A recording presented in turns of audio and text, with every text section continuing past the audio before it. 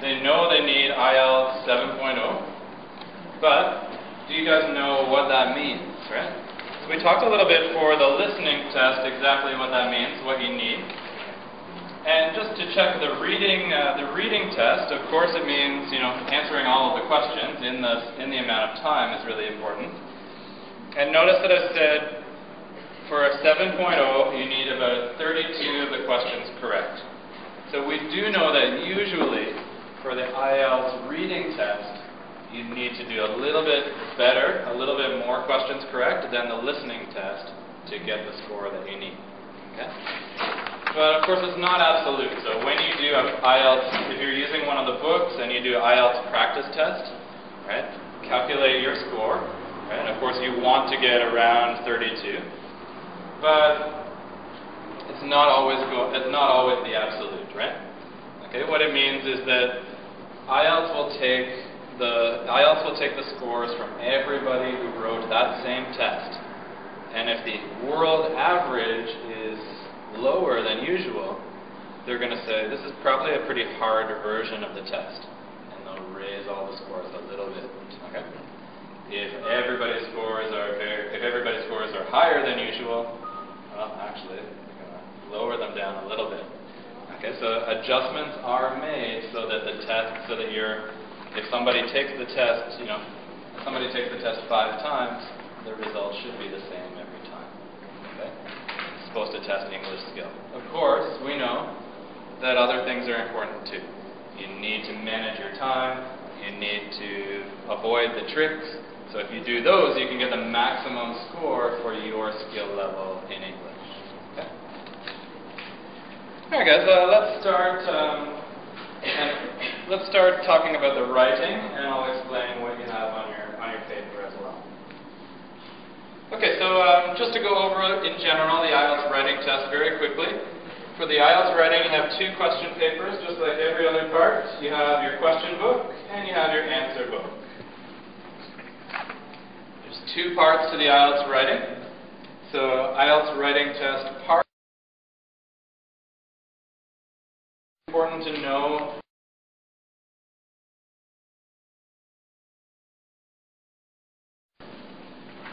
And you're also going to see some information.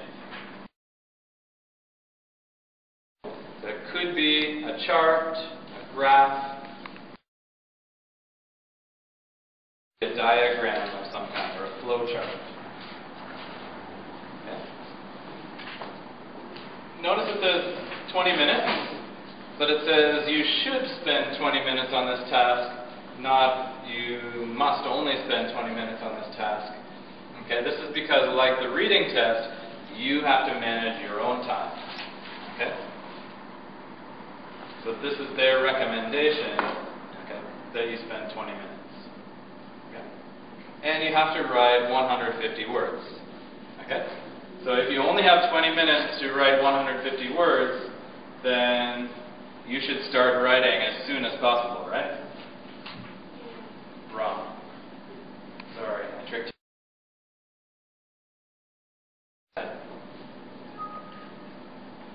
I wrote 250 words, but without any meaning. Yeah, exactly. You can write 150 words. If there's no meaning, or the meaning is not correct, you'll actually. This is the easiest way that you can get zero. Let's have a look at the exam booklet where you're going to write your answer. Okay. So you're going to start writing your answer here on this booklet. Okay. You can also use the other booklet to. Because this is going to be the copy of the examiner marks, right? Okay? And we also want to continue our answer on this part. So I should try to fill all of this. I should try to write in all of this space, right? No. Oh, no, good. So you caught my trick. Why not? 150 words. Yes. Good. You have extra space so that you can cross it out and write it again, right? If you fill up all of this, I'm sure it's more than 150 words.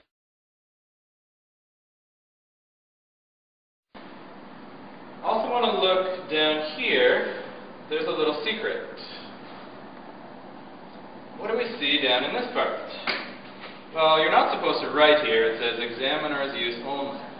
But this is where we find some very important information for you guys. These are the examiner's secrets, and I'm going to tell you what it means. Okay? First of all, we're going to look to read. This. Okay? This says under length, number of words, penalty.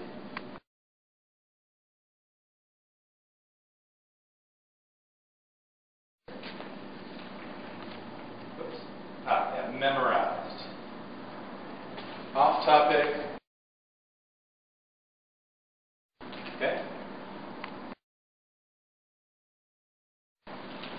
You lose points if you write down a sentence or you write an answer that's memorized. So you can't memorize this perfect answer from your book and write that down, because some part is not going to match with the information and you'll get a low score. Okay? Illegible means they can't read it. So you start writing really quickly and it's difficult for them to read. If they can't read it at all, 0. If it's difficult to read, you go from IELTS 6.0 to 5.0. Okay? Penalty will be that. Okay? Under length means it's not enough words. Okay? So they said you should write 150 words. What happens if I write 130 words?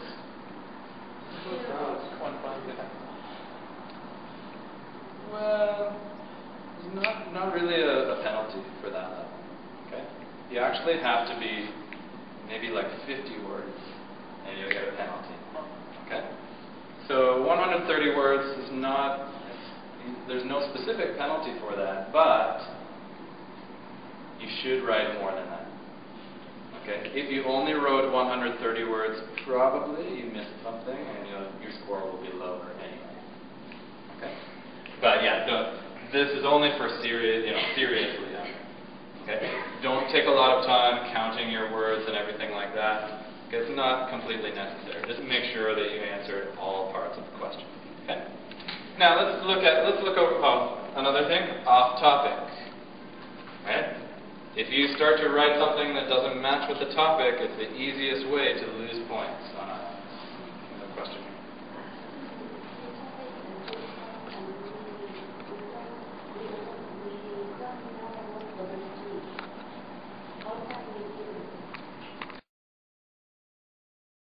Part 1 or part 2? In both. So the question was, if the topic is really difficult and we don't know how to deal with it, what do we do? Right? Yeah, I mean, that does happen. I think, again, I'm going to, remember I said, should we start writing right away? Right? So the first thing that I want to tell you is don't panic and say, I don't know exactly what it means, but I have to start now or I'm not going to finish, and you start writing about something. Right? Try your best to understand it. For part 1, it's going to be a lot easier. For part 2, some vocabulary could get in the way. That's why you're reading every day, right? For part 1, it's visual. So at least you can understand what you see with your eyes, even if you don't understand the exact word in part 1. So I would say understand the best you can and really try to write it better. Okay? Now let's have a look at these parts here. This is actually where your marks will go. Notice 2 different people will mark your paper. Okay? So at our test center, we have a lot of different people who mark the test papers. They're going to write down your score for each part, and then they're going to take the average of the 2 examiners. Okay? But what are these? It's the examiner's code, TACCLRGRA. So, my tip number 1 is understand the examiner's scoring system, and you know what they're looking for, and you can fill that. So let's take a look. So TA stands for task achievement. Now this is what this handout is for. Handout, because I think it's really important for you guys to know this. Okay? I have a couple extras here if you don't have one. So I'm not going to go through everything here because you have it. But if you have a question about the meaning of one of these points, please ask. Okay? So this is what you need to do if you want IELTS 7. Okay? Notice here, it doesn't say it doesn't present a clear overview of all of the trends or all of the stages. It says the main ones. So it means in part 1, you can get a high score without talking about every single detail. Okay? Clearly presents key features. So you're only looking for the key points. Don't talk about everything or notice even for 7, we have some negative thing here. Could be more fully extended. Okay? If you extend a bit more, you get a 9. But even if you didn't talk about the point too much, you didn't understand it fully, so you just said everything that you could understand and don't say more, you can still get a 7. Okay, the next part is CC. It means coherence and cohesion. So to get an IELTS score of 7 on part 1 of the writing test, you need to do these things. Logical organization, clear progression.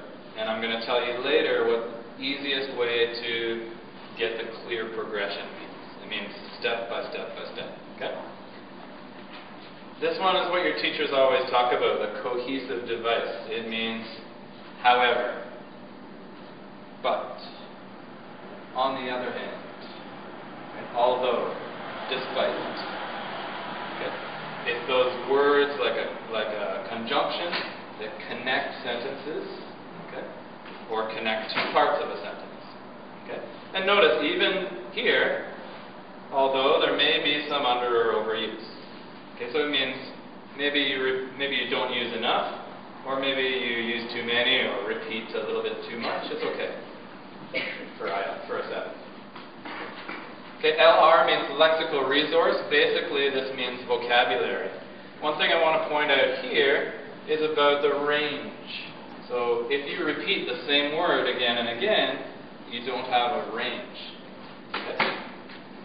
May produce occasional errors in word choice or spelling.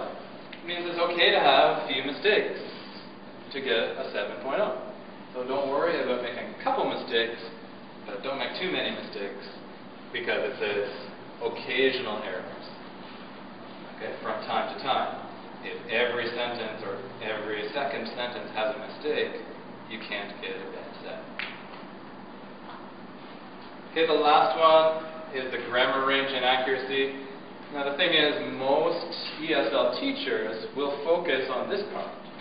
They want you to have perfect and correct English. Okay? But for IELTS, it's important, but we had 4 things. So grammar is only 25% of your mark. It's important, but it's not that important, right? For ESL teachers, it's the most important thing for them, and that's what they're teaching. Right? So notice it has good control of grammar and punctuation, comma, period, capital letter is important. Okay? But it's okay to make a few mistakes. Okay? And this is the one that teachers will focus on, a variety of complex structures. So you want to, what you learn in ESL school is useful. You want to use a conditional sentence or use although, use present perfect. Okay, use those things that you study, and it's going to help you get the answers. Okay? Does anybody have any questions about those specific points? About that information? Yeah. How I can know if I write 150 words or 120? I have to collect every single word? Yeah, like I said, it's not the most important thing. An easy trick, if you do want to count, is just count how many words in one line and count the lines and multiply. So count one line, I have 11 words, 10 lines, I'm at 110 words. I need to write a bit more. Okay? But yeah, as I said, don't do that quickly. Just count the lines and guess, because it's exactly 150 is not important. Okay? You want to actually write a bit more than that. Okay? So as long as I would say it's better to watch the clock, right? Write as much as possible in the 15 minutes. Keep watching the clock is better than counting the words for you. Okay, good question. Any other questions? Okay. So let's take a look at this, and we're going to go step by step. Okay?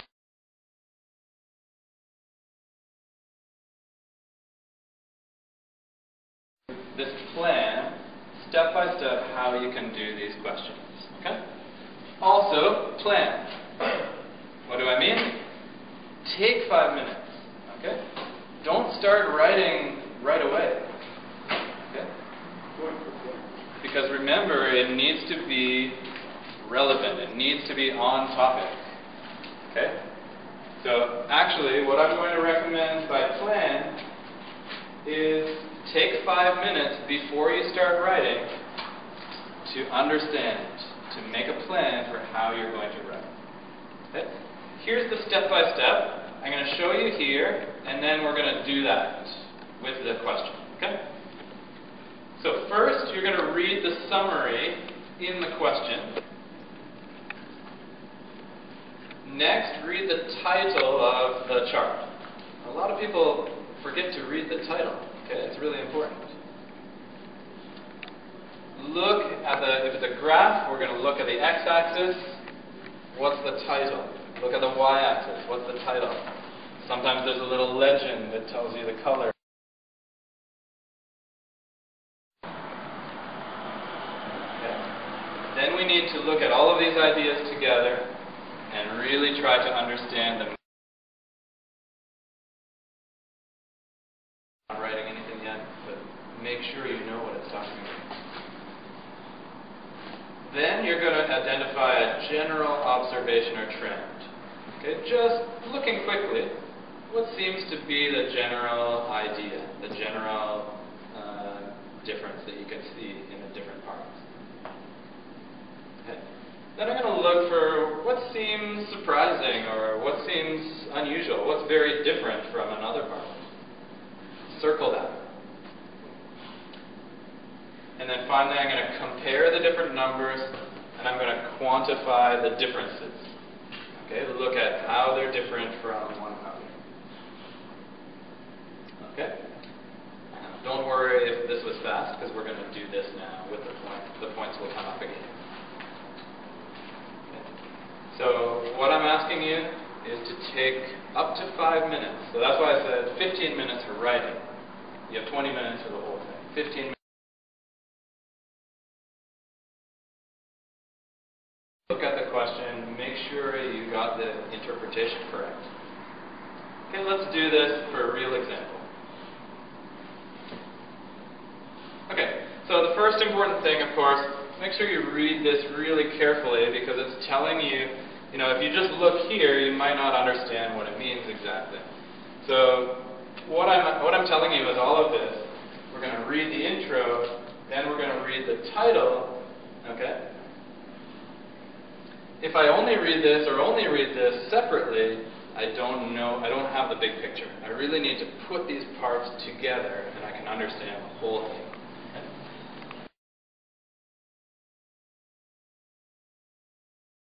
1999. Okay? Actually, to be honest, I lived in Australia. I worked at a school in Australia. But when I saw this post-school qualifications, I had a question mark. What's post-school? What's the meaning of post-school? High school. It means after school, but does it mean at night, or does it mean, exactly, after high school? So what exactly does it mean? I should look at the other parts. So now when I look at the x-axis labels, I see diploma, degree, a bachelor's degree, postgrad degree, master's degree. Oh, okay. No, post-school qualifications means, after high school, certificates or qualifications. Okay, so I'm starting to understand more. Okay, and don't forget to look at the bottom. It says percent, and look at the legend, which says females and males. So now I understand what these are. Okay. So, but I still don't really know. Does it mean the percent of people in all of Australia, this is the percent of men who have a master's degree. So, is this right? 60% of men in Australia have a master's degree? No. He says no. How many people agree? Only 2.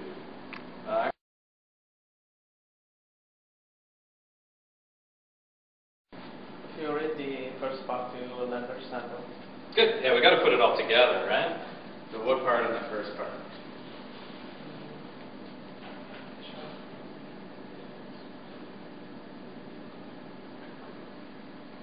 I think they mean among the people who have a degree or so. Yeah, exactly. So it says the different levels and the proportion of men and women who have that. So it's talking about the what percent men, what percent women. Let's check this and test it. 60 plus 40 equals 100. Okay? So all people who have master's degrees. Okay, let's say 100 people have master's degrees. 60 of those are men, 40 of those are women. Okay, that's the meaning of this. So now, after reading everything, I understand clearly what it means. Okay? We're going to look at some important details. Okay? One is 1999.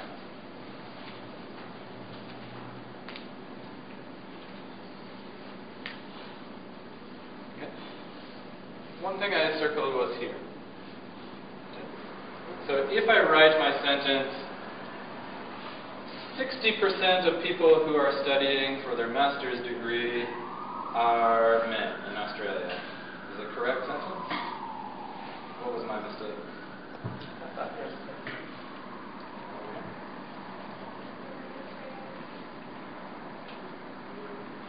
Oh, that's insane. No, I said 60. So 60% of people who are studying for their master's degree in Australia are men. You have to mention the... Yeah. So 60% of people who were studying in 1999 are men, right? Sorry, not right. Over here. Graduate. Who graduated in 1999? Yep. Is it who held the master's degree or a bachelor's degree? So you haven't mentioned this. So who held the master's degree is 60%. Yeah, exactly. Actually, what I said was really close in meaning, but I got it wrong. Okay? It's not people who were studying, it's people who already held them. So what it means is people who got their master's degree or graduated by 1999. They already had their degree at that time. So if I use the word are studying a master's, 60% of people who are studying a master's degree were men, it's inaccurate and you're going to lose points on the exam. But this is just an example how even some very small thing can, if you don't catch it, it's going to...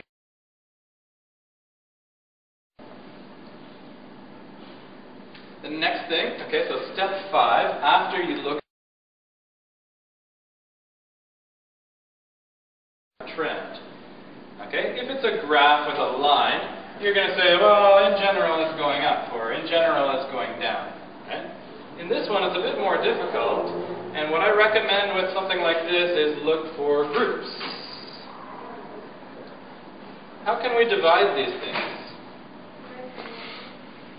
Yeah, it could be men and women, but that's how it's already divided.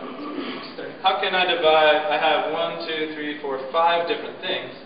How can I divide those? The one to the extreme. One's to the extreme, that's one way. So you're looking at, for example, this one is very extreme, but I think that's more detail. Yeah. I can divide it into 2 parts, diploma and postgraduate school, like bachelor's and master's. Yeah. And skilled vocational diploma and other diplomas, I can unite them. Yeah, I like that. Graduate and Yeah, I like that way because we're dividing different types of degrees, right? So that's a really good way. Of course, there's all different. So what he's suggesting is diploma, diploma, diploma, we can keep those separate, and degree, we can keep those separate. Right? So that's one possible way. I did it a little bit different way, and I put these ones together. What's the meaning of postgraduate? Master and Doctor, PhD. Same as masters, right? So these ones are talking about bachelor's and undergrad. Okay. These ones are talking about after you've already had your degree. So these ones I'm putting together. Why is this a convenient way in this chart? Do you notice anything different if I separate these two? What can I say about these that I can't say about these?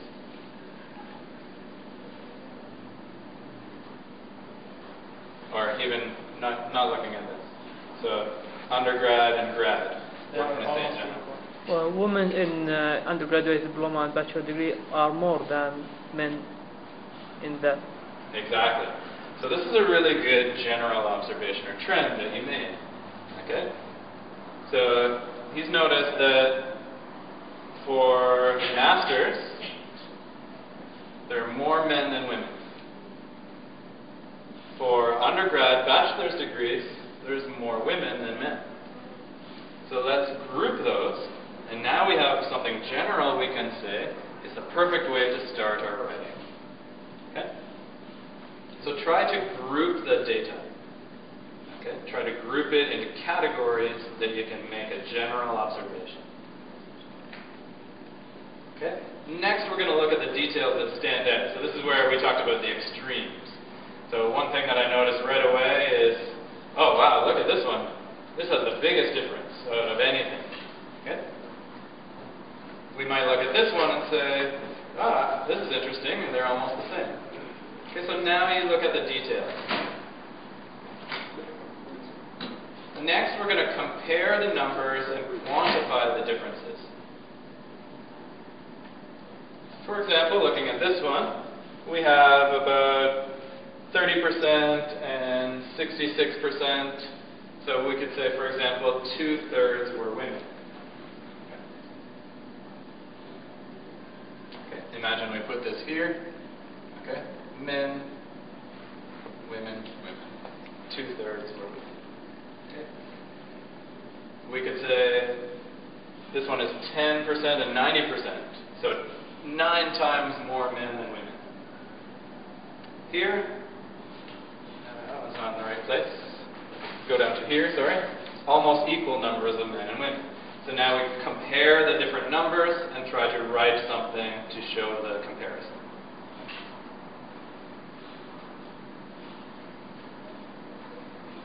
So those are not easy to do, right? 3 times more and 2/3 and these numbers. You have to practice that beforehand. So if you're in any IELTS preparation course, you're going to practice this kind of vocabulary.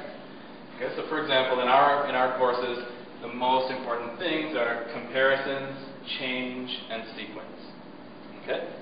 Before we looked at comparisons. So you study those things, percent and fractions. Okay? Sequence is going to be used when you have a diagram or a flow chart on the exam. First, blah blah blah, next, after that. Okay? You've studied this before, but practice it for the test. Okay? And right now I'm going to give you some important information about language of change. Okay? You guys don't have to write this because I have a whole section on this paper. Okay? So here I'm giving you these. I'd like you to look at this part where you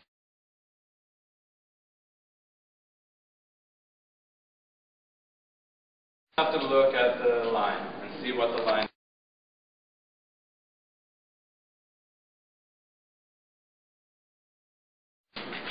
One more.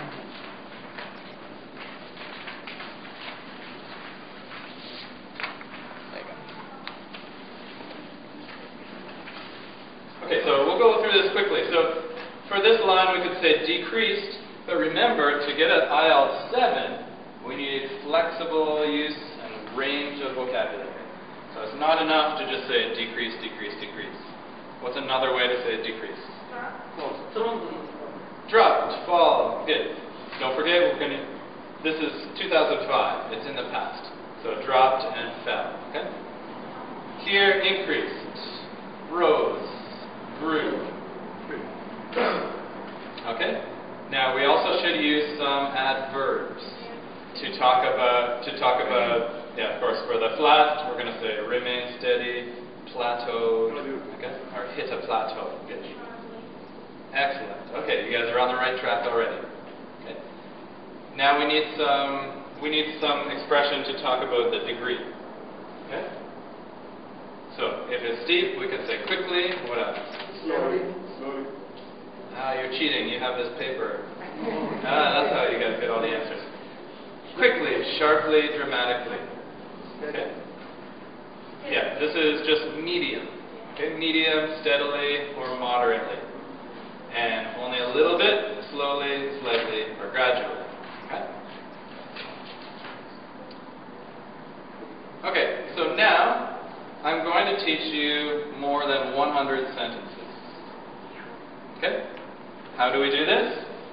You learn 2 sentences that you can use any of these words, just put them in. Okay? If you study these sentences and how to write these sentences perfectly, you will have over 100 sentences you can use on the IELTS test writing part 1. Okay? That's all you need to do. So this is the secret. So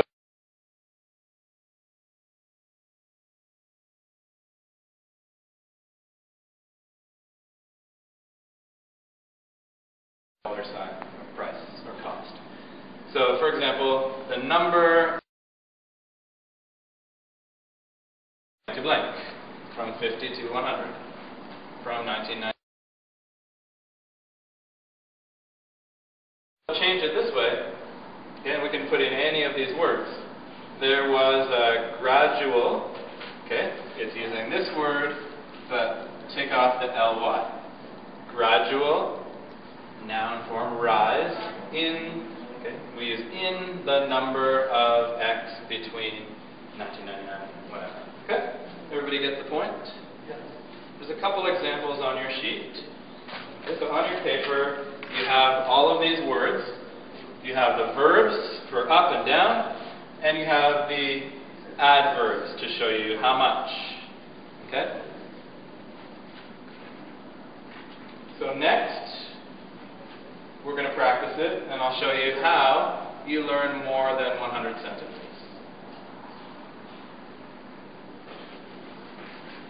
Okay, here's your test. So I want you to, using that information I gave you, look at this graph, and I want you to try to write down 4 different sentences to explain from here to here, or explain this chart. Okay? So try right now. I'll give you 1 minute. See if you can write 4 different sentences about this information.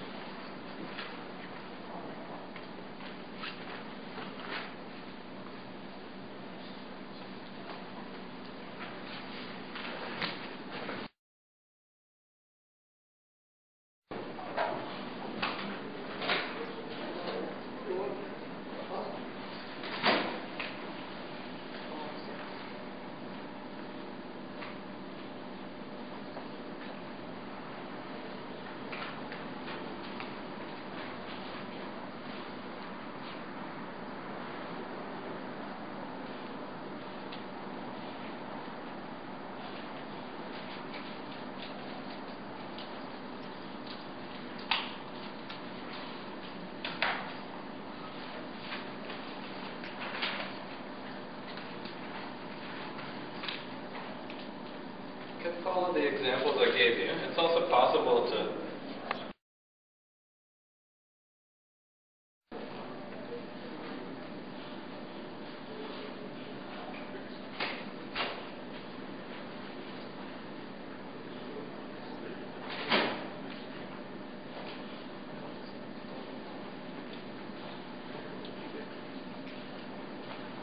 so who's pretty confident they have at least one good sentence? Over here, can we read one sentence? Not yet. How about behind you?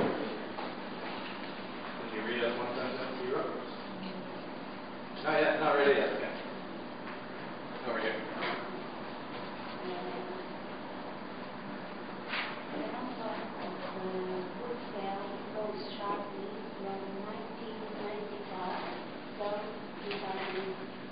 Excellent. Good. So she said the number of book sales rose sharply from 1995 to 2005. Great. Okay, what's a different way we can say that? Trauma? I didn't finish actually. But it says, in 1995, the graph demonstrates the significant increase in the book sales in the range of, actually it starts with now. I would say duration between.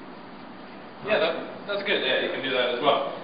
So he said between 1995 and 2005, there was a, which words did he use? Significant. There was a significant increase in book sales from 20 to 125. Good. Okay, you guys can check. Here's just a few of the sentences we could write about that.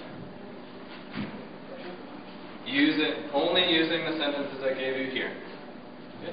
Book sales grew dramatically from 1995 to 2005. The number of books sold rose rapidly between 1995 and 2005. Okay. So notice I even change it just using from to or between and.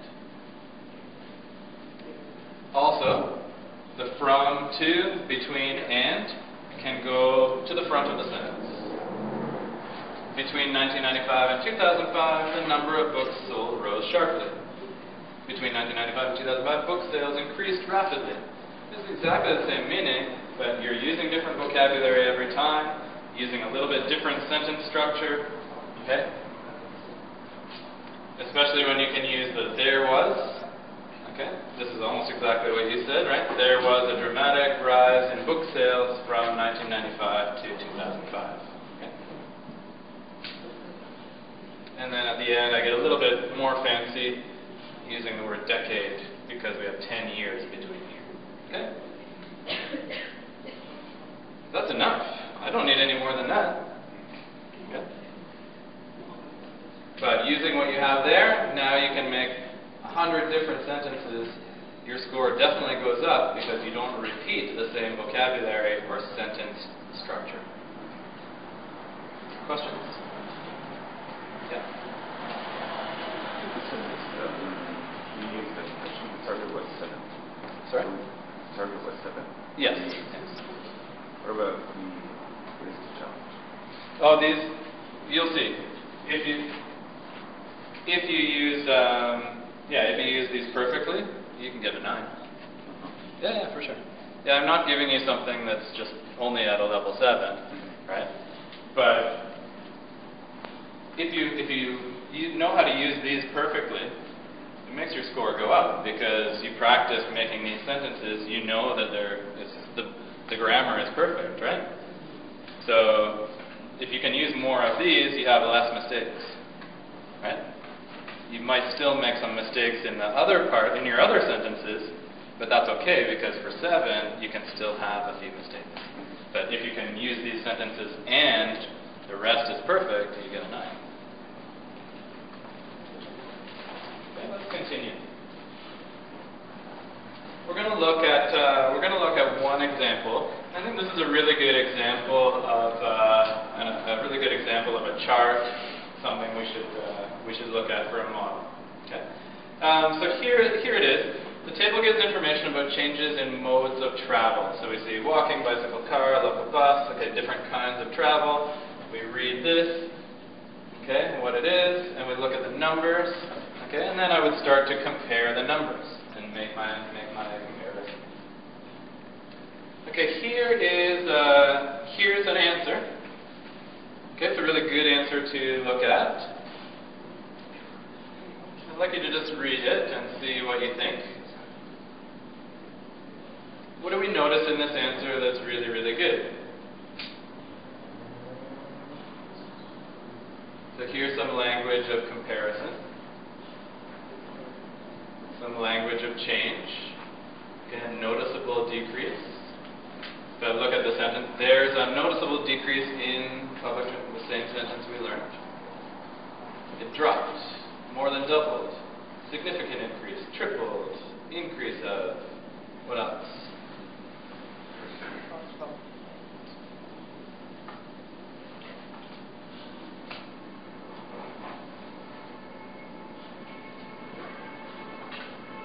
Notice anything familiar?